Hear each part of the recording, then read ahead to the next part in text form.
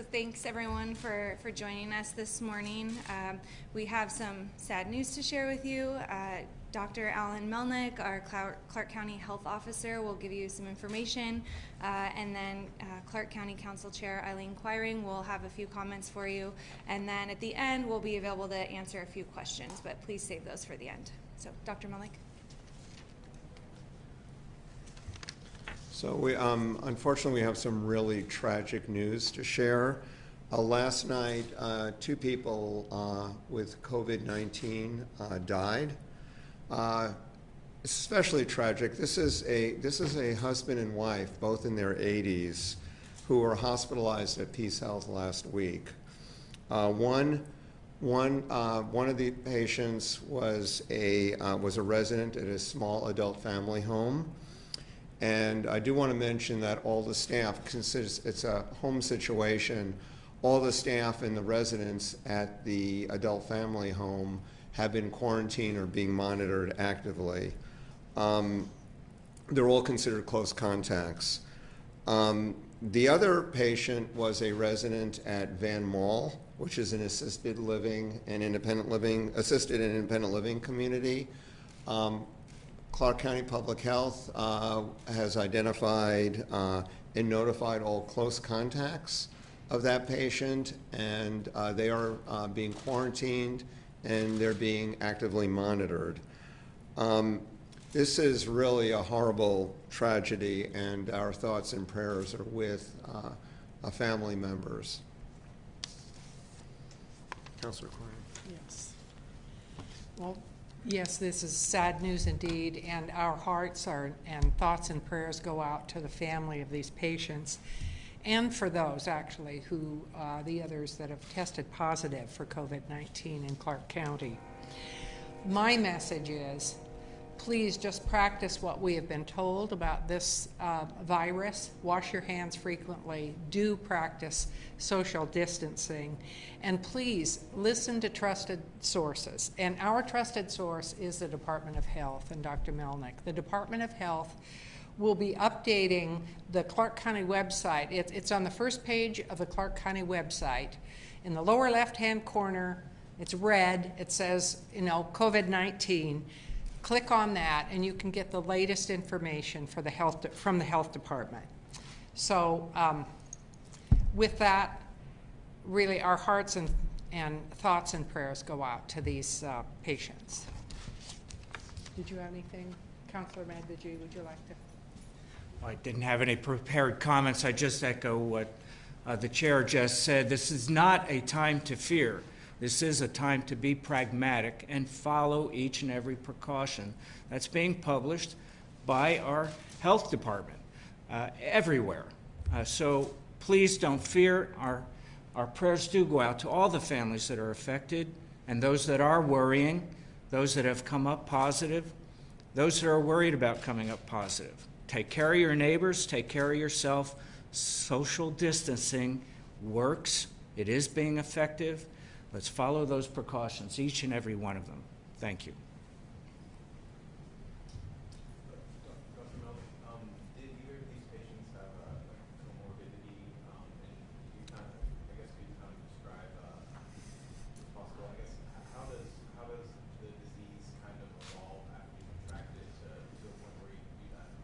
Yeah, I don't want to give out personal information of these 2 patients, but as we've mentioned in the past, and what's looking at in terms of this particular infection, it not only affects people with comorbidities, but it also affects people who are older. These 2 people were both in their 80s, and just the elderly population is particularly at risk from death from this disease.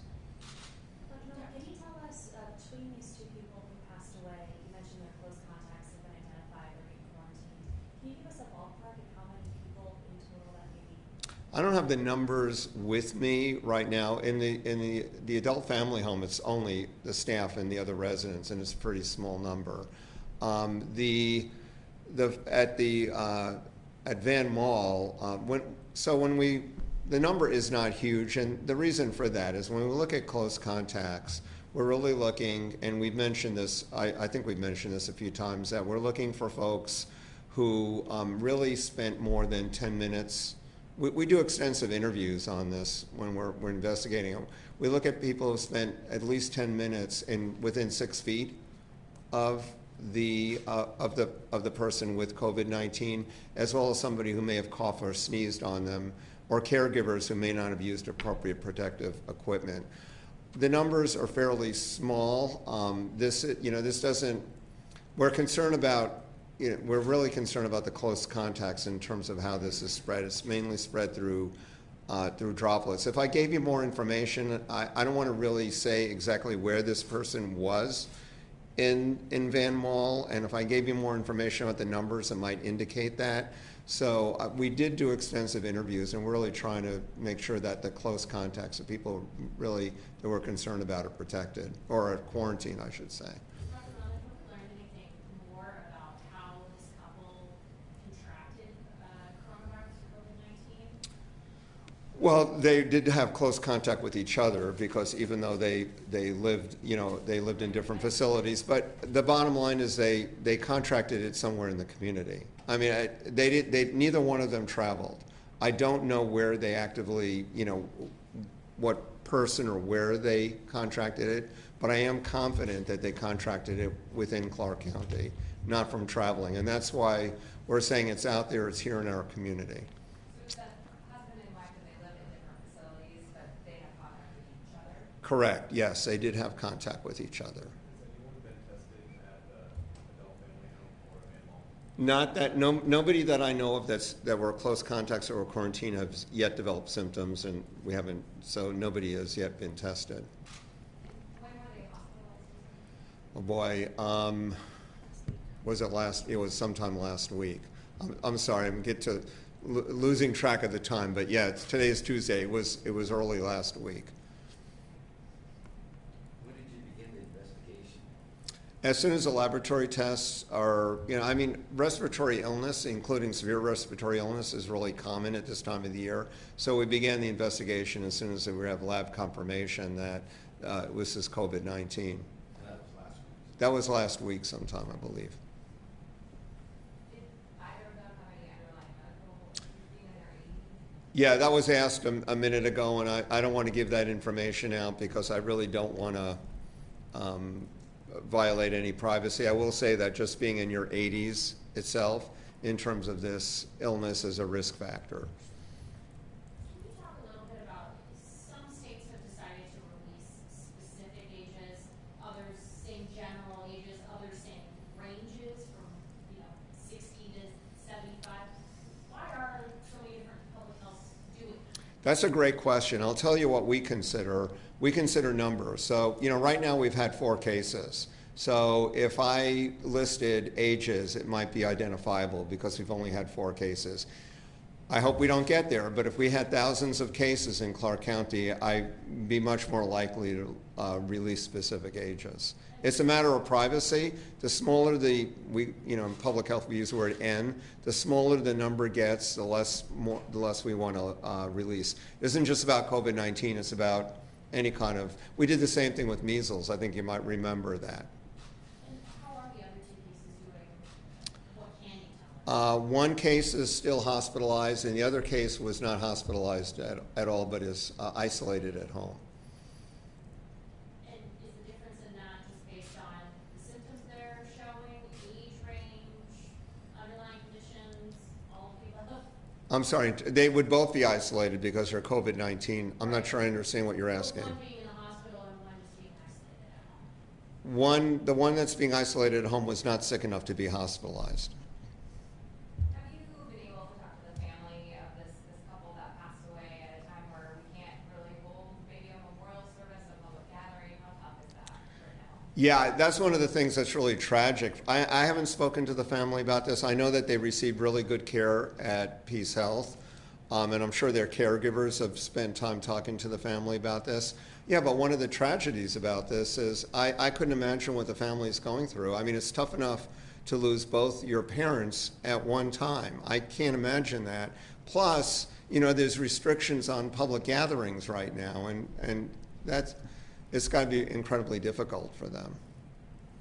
I don't know if I have better answer for that than that. It's just horrible. With the restrictions at Peace Health, do you know if any family members were actually able to spend time with families? Yeah, I don't want to get in front. I think I'd recommend that you talk to Peace Health about that so they can answer that question. I know that the care was compassionate and done really well, but I don't want to get ahead of Peace Health in terms of having them answer that question. Doctor, for people who live in Clark County and are hearing this today and had no contact with either of these facilities, does this change your guidance for them? Great question. The guidance is still the same. I think one of the points I want to make, well, first of all, there's been a lot more restrictions in terms of social distancing that we don't have a choice about right now. But there's a lot of things that you can do for yourself to protect yourself from getting this infection. This is spread primarily by droplets, so it requires close contact. The things that we've been mentioning that folks should do in terms of, besides distancing themselves, is wash your hands frequently. Soap and water is the best. If you don't have soap and water available, hand sanitizer. Avoid touching your nose and mouth. If you certainly touch an object in a public place, only use hand sanitizer, soap and water after this. Stay home. Folks who are having symptoms, respiratory symptoms are common at this time of year. Stay home if you have respiratory symptoms, and cover your cough. So there's a lot you can do, and this is a lot that we can all do to protect ourselves. Besides the social distancing, if any of us have symptoms, we can't all be tested. Stay home if you have symptoms. Just want to make sure, double check, this was a married couple that was living apart? Yes, one of them lived at Van Mall, which is an assisted and independent living facility, and the other one lived in a small family home. But they were married as a married couple. But they've been living separately for some time apart from each other? Yes, and I don't have the exact amount of time, but they did have contact with each other. And then are you doing DNA testing to follow the viruses to see how they might be related? They're both COVID-19 cases, and the test that's done for COVID-19 is a genetically based test. I'm sure we have enough epidemiology here that these two cases are related to each other. We use a term in public health called epi-linked. They're epidemiologically linked. They both had the same infection at the same time. The governor has suggested that folks stay out groups and more. Yesterday, the president made a comment, 10 and more, citing CDC. What should our guidelines be? That's a big difference. Okay.